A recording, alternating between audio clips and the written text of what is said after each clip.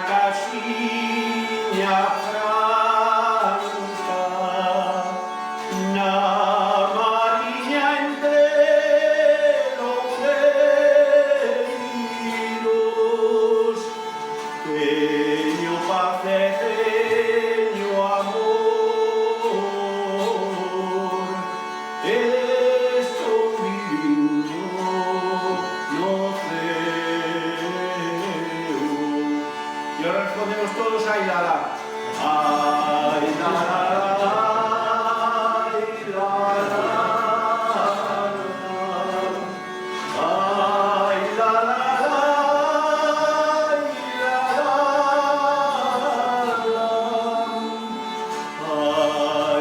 la la, ai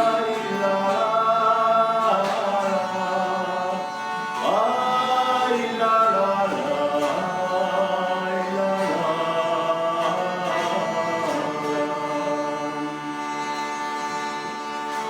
Esto que veis aquí es una zanfona.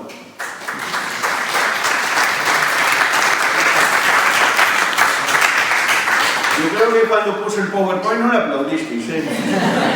Yo lo estoy usando de PowerPoint.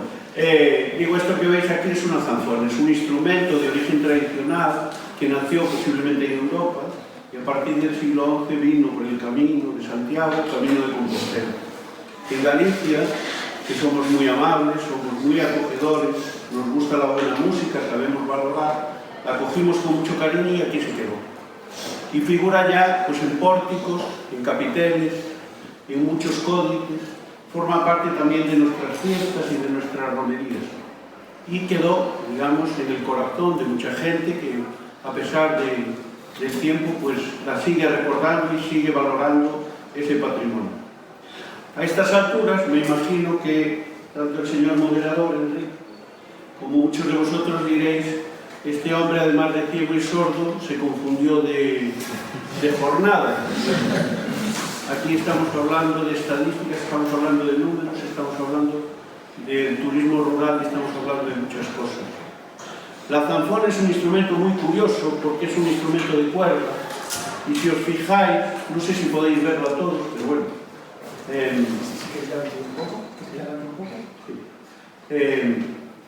Es un instrumento que, si os fijáis, tiene una rueda, ¿vale?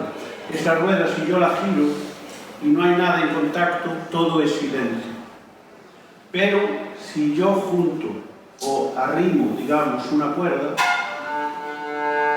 ya empieza a sonar. Ya hay una sinergia entre una rueda, que es muy diferente, y una cuerda.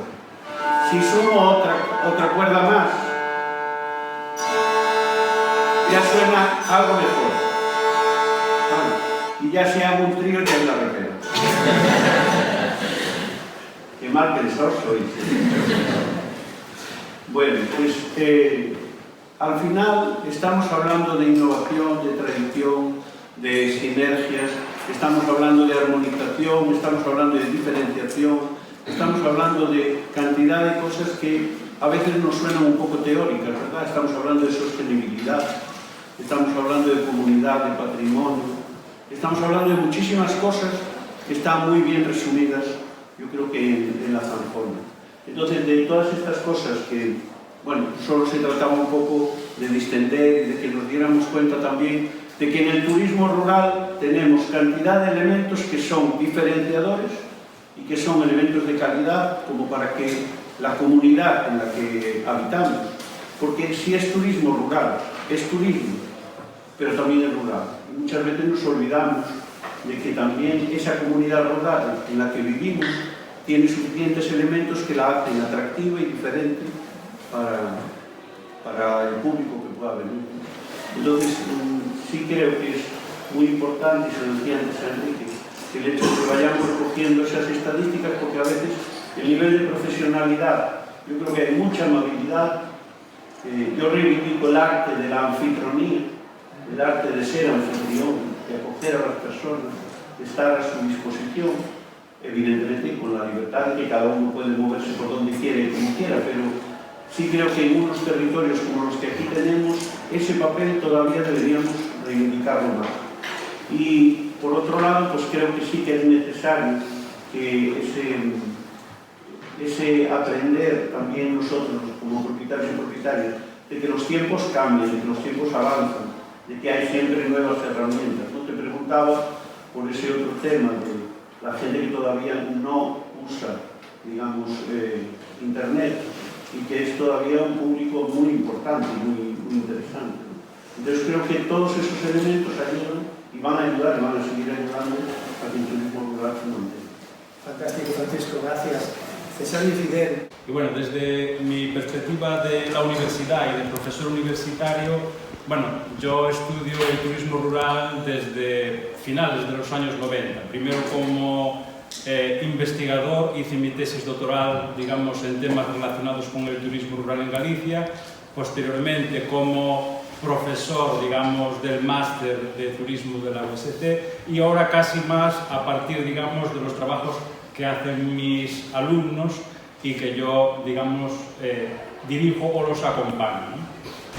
Entonces, yo también me gustaría lanzar una lanza, digamos, positiva, digamos, en favor del turismo rural. Y yo que soy, digamos, economista, a veces cuando valoramos el turismo rural no hay que quedarse únicamente con las magnitudes económicas, que si nos quedamos con eso a menudo pueden parecer reducidas o pequeñas. Es decir, el turismo rural hay que verlo, digamos, teniendo en cuenta sus repercusiones desde el punto de vista social, desde el punto de vista, digamos, de la recuperación del patrimonio cultural, del patrimonio natural. Por lo tanto, yo creo que incluso desde esa perspectiva debería ser o seguir siendo apoyado por parte de las instituciones, digamos, como ese elemento para revitalizar, digamos, las áreas rurales, para, digamos, evitar ese despoblamiento y para, digamos, dotar de dinamismo a las zonas rurales. Porque el turismo rural, digamos, genera efectos positivos, digamos, en la economía, es decir, genera efectos, ingresos, empleo, en muchas ocasiones empleo femenino, que es algo que en las áreas rurales no abunda. Por lo tanto, yo creo que es una tipología de turismo muy interesante desde esa perspectiva. Yo quiero poner encima la realidad que estamos padeciendo en estos momentos. Vale. 584 casas de turismo rural en Galicia. 584. No hay relevo generacional. Cada vez son más las casas que se alquilan, que se venden o que pasan en manos de otros propietarios. De esas 584 solo hay, me atrevo a decir que solo hay 125, 140, 150 que son profesionales, que solo se dedican al turismo rural, y esos marcan una tendencia con respecto a los demás. El principal objetivo a la hora de poner un establecimiento turístico o poner una empresa es buscar la rentabilidad, y para buscar la rentabilidad tenemos que competir, y no podemos competir si no tenemos conectividad. Hay un fracaso estrepitoso de la conectividad aeroportuaria. ¿Por qué no tenemos turistas internacionales? Pues porque hay 3 aeropuertos en Galicia y solo tenemos 25 conexiones internacionales. Y tenemos un aeropuerto en Oporto que tiene 90 conexiones con 90 países. Esa es la realidad del país en el que vivimos. Vale. ¿Cómo se puede ampliar? Pues la estacionalidad hay que aumentarla. Sí que hemos sido capaces de aumentarla empezando en Semana Santa y terminando casi en octubre, noviembre. Antes empezaba en junio y terminaba en agosto. Ahora el mes de junio suele ser francamente regular y el mes de septiembre suele ser francamente bueno, con lo cual estamos mudando los hábitos. Cada vez tenemos más excursionistas. Santiago tiene un problema con los excursionistas. Excursionistas, y yo se lo digo siempre al alcalde de Santiago, que se deje de tasas turísticas cuando Santiago tiene muchos excursionistas. El turista deja pasta en los establecimientos turísticos. El excursionista compra un imán y llena la ciudad. Y llena la ciudad y las papeleras. Y eso es lo que le cuesta al señor Bugallo, los excursionistas. Y los excursionistas hay que regularlos. Vale, eso por un lado. En el turismo rural tenemos un problema, y Francisco lo sabe bien, las viviendas de uso turístico. No podemos competir con ellas. Seguramente tú en tu casa de turismo rural has tenido que haber hecho un proyecto que has tenido que pagar al colegio de arquitectos, has tenido que pedir una licencia municipal, te has tenido que dar de alta en un IAE, en el concello, y estás pagando tus autónomos. Tienes tu plan de prevención de riesgos laborales, tu seguro de responsabilidad civil y seguramente emites facturas a tus huéspedes. No podemos competir con las viviendas de uso turístico, que no hacen todo eso que tú haces. Tenemos otro gran problema, la identificación del turismo rural. Sí que deberíamos de estar identificados en el turismo rural. El cliente que está en Sevilla y está buscando una casa de turismo rural, ve la casa de Francisco y ve mi casa que está al lado, que también es una casa de piedra, que está en el rural, pero soy vivienda de uso rural, y la de Francisco cuesta la habitación 180 euros y la mía cuesta 80, el turista de Sevilla viene a mi casa. Con lo cual, hay una serie de amenazas que el turismo rural tiene encima de la mesa. Sí que tenemos fortalezas, por supuesto, el paisaje, la gastronomía, y algo que no os lo creéis, la hospitalidad que está saliendo ahí. Nadie tiene en España la hospitalidad que tenemos nosotros. Nadie tiene en España los productos gastronómicos que tenemos nosotros y al precio que tenemos nosotros. Y no somos capaces de explotarnos. No nos creemos lo que tenemos. No nos lo creemos. Y después, otra cosa.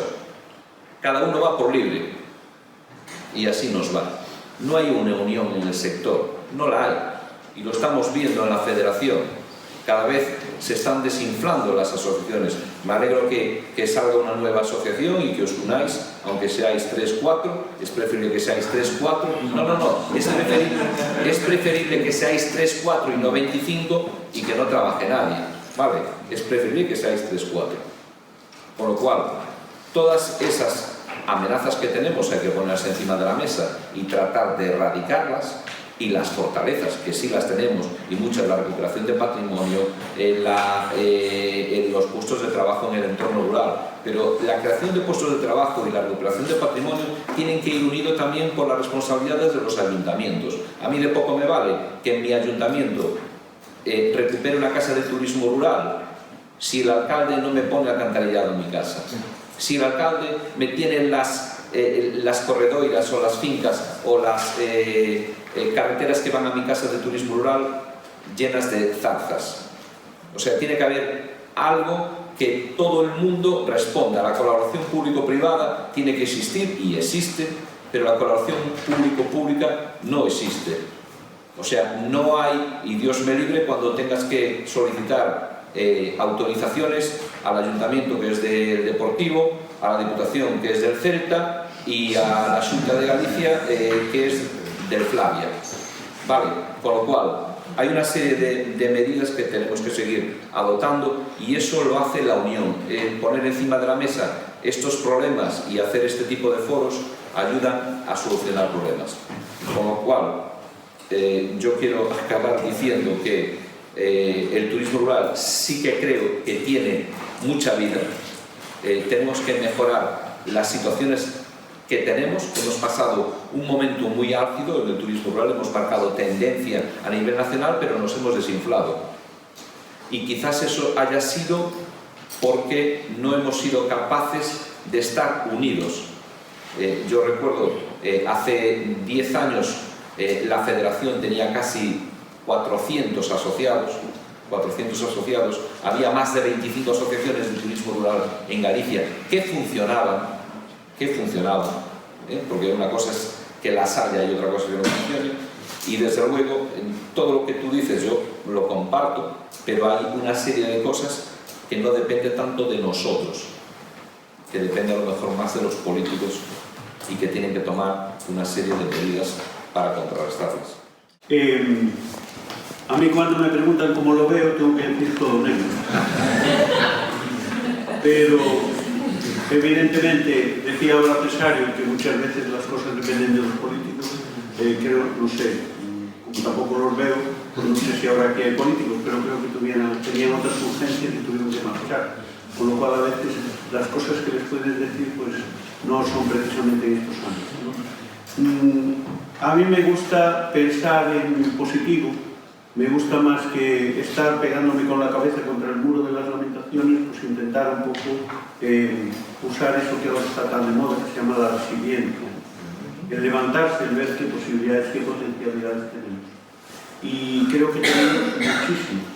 Yo llevo 20 años, 21 años en el turismo rural y estoy, en el buen sentido de la palabra, aburrido de escucharle a la gente que viene de fuera, a los turistas, a los huéspedes. No sois conscientes de lo que tenéis, no os dais cuenta de lo que tenéis. Entonces creo que sí que somos conscientes de lo que tenemos, creo que hay un camino por andar, pero una de las cosas que se aprende cuando uno nace o vive en el campo es que todo tiene su tiempo. Y hay un tiempo para preparar la tierra, hay un tiempo para ararla, hay un tiempo para abonarla, hay un tiempo para sembrar y habrá un tiempo pues posiblemente para recoger los frutos. Es posible que a nosotros no nos toque recoger los frutos, pero si no hacemos todos esos trabajos previos es muy difícil que recojamos frutos. Cesario, como tenemos la suerte además de que yo siempre digo que sí, que es presidente del clúster, pero antes fue presidente de Fegatur, con lo cual juega en nuestro equipo.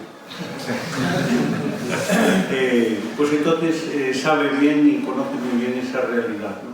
Yo me incorporé hace 2 años y una de las cosas que evidentemente fue una situación muy especial, venimos de donde venimos y vivimos la situación que vivimos, y durante estos 2 años, pues de alguna manera, una de las funciones fundamentales de Fegatur fue repartir antidepresivos y estimulantes, porque creo que es necesario que la gente también se recupere y simplemente por poner 2 elementos que creo que son interesantes y que de alguna manera nos pueden ayudar a esto que estamos intentando aclarar de cómo ayudar al turismo rural, cómo ayudar a que ese potencial que tenemos ahí pueda funcionar.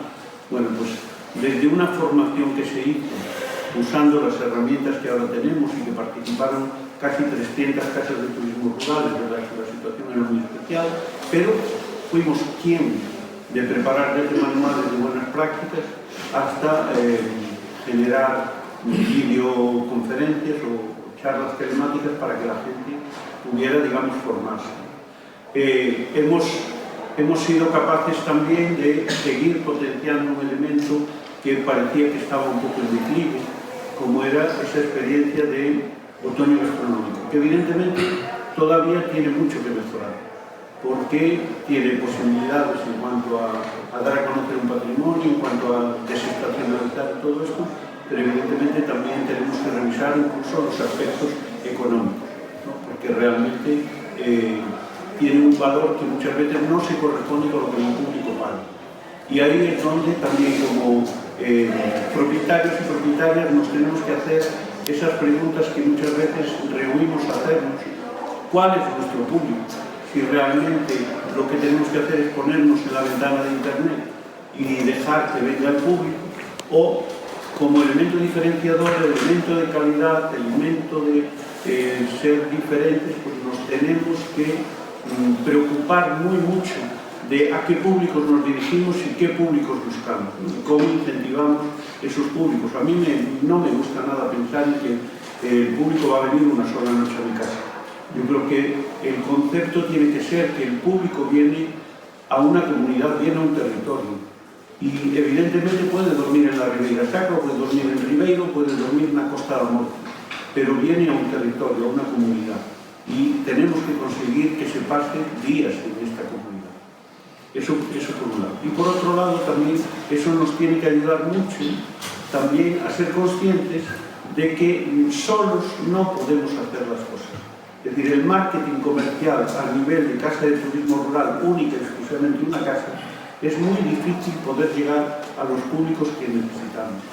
Llevamos 2 años haciendo viajes de familiarización con el apoyo de la Xunta y con el apoyo también del INORDE, para intentar que agencias de viaje, que tour operadores, que periodistas de del tema del turismo rural nos ayuden un poco también a salir de ese cascarón donde estamos metidos y donde de alguna manera nos cuesta mucho poner en común para darnos cuenta que se pueden hacer, o que las casas de turismo rural no podemos hacer paquetes públicos, que nosotros no podemos llegar a muchos públicos que ellos sí pueden llegar, y que si ellos se benefician, nosotros también nos beneficiamos. El otro día nos decían, es que os fijáis en que si a las agencias de viajes o a los turoperadores, que si ganamos el 10% o si nos llevamos el 15% o nos llevamos el 20%. No nos fijamos que nosotros llevamos el 90% o el 80% del beneficio. Con lo cual también habría que revisar los precios, porque yo creo que era otra de las cosas que salía aquí. Creo que los precios en general del turismo rural están muy bajos, precisamente porque no tenemos claro a qué públicos tenemos que dirigirnos. Y por último, un tercer elemento que también creo que es importante, tenemos que innovar y tenemos que inventar y hacer cosas nuevas. Muy modestamente, muy humildemente, pero este año pusimos a andar una propuesta que se llama Abiertas de Par en Par. Son unos recitales en casas de turismo rural, dispersos por toda Galicia, y que lo que buscan precisamente es desestacionalizar. Este año hemos tenido que hacerlo en el otoño, la idea era hacerlo en la primavera. Bueno, pues fueron 25 casas, 25 recitales, que ponían en valor ese patrimonio, que no es un patrimonio, es un patrimonio sin arquitectos, que a veces pensamos que solamente son las iglesias, las torres, los monasterios o los castillos. Es decir, las casas de turismo rural están cumpliendo también una función de poner en valor ese patrimonio muy interesante. Están poniendo en valor otro elemento que para mí es fundamental también, que son las personas que hacen proyectos de vida y que son capaces de luchar día a día por sacar adelante un territorio y sacar adelante un proyecto.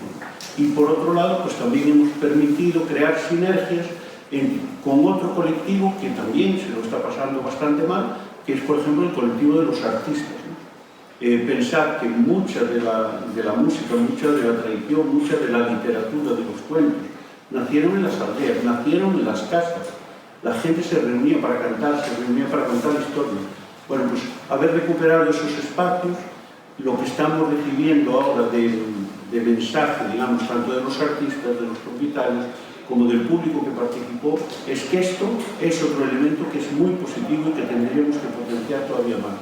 Bueno, quien dice eso, dice pues todo el ámbito del turismo de bienestar, el turismo de salud. Si algo tenemos en Galicia son árboles, si algo tenemos en Galicia son bosques, es naturaleza. Bueno, pues estamos empezando a hacer temas relacionados con baños de bosque, con meditación, con mindfulness. Nos lo tenemos que creer, porque es que en otros territorios eso no lo tienen. Eso, señor Francisco, eso es el naval para que el cliente tenga más opciones. Fidel, te dejo un poquitín así abandonado, pobre. Incluso en el ámbito rural habría que conseguir crear esas sinergias y ese producto turístico para que el que llegue esté unas horas más. Y si podemos conseguir que duerma un día sería interesante. Si puede pernotar más días y organizar unas rutas. Y esto a lo mejor está relacionado con el tema de la profesionalización. Yo no lo entiendo tanto a lo mejor de la forma que salió aquí, sino simplemente que esos propietarios o que esos gestores, promotores estén informados, tengan, digamos, facilidades para comunicar la oferta turística que hay en sus alrededores, incluso pasarles esos informes de por dónde van las tendencias en la demanda turística, es decir, ofrecerles conocimiento para que ellos mismos puedan enfocar sus propias, dentro de sus pequeñas posibilidades, sus propias campañas y atraer a ese perfil de turista. Creo que hay un montón de cosas más. Pero... No, era simplemente por esto que decías ahora últimamente del camino. Una de las cosas que estamos haciendo con el convenio de la Xunta este año, por ejemplo, es un catálogo, por un lado, de casas con experiencias, ¿vale? Un catálogo de casas con experiencias y otro catálogo de casas en los caminos de Santiago. Porque evidentemente hay peregrinos que van de albergue, o hay peregrinos que van de pensión, o que van pues, a lo que pueden. Pero hay un tipo de peregrino que lleva su maleta y que quiere a lo mejor pernoctar una noche en cada casa, o bien 3 noches en una casa y 3 noches en otra. Con un servicio y con una atención que no es la del peregrino de albergue, ¿no? Y yo creo que en ese sentido también nosotros tenemos que darnos cuenta de que no pasa nada. Es decir, hay peregrinos de albergue que van a pagar 10 euros al día, pero hay otro tipo de peregrinos que quieren. Y además darnos cuenta de que esos peregrinos que vienen a las casas de turismo rural a hacer el Camino de Santiago serán prescriptores del turismo rural para otras experiencias. O volverán. O volverán. Con más hacer el camino. con más tiempo en el futuro. Claro, es decir, si tú vienes a hacer el camino de invierno, que pasas por Valdeorras, pasas por Ribeira Sacra, pasas por las Terras do Deza, posiblemente vas a proclamar y vas a anunciar todos esos territorios, pero además es posible que dentro de nada vuelvas a decir, oye, yo la Ribeira Sacra me la quiero conocer bien. Entonces creo que eso también es otro de los elementos que nos tenemos que dar cuenta, ¿no? De que podemos hacer cosas, y las, bueno, poquito a poco, pero yo creo que sí que las estamos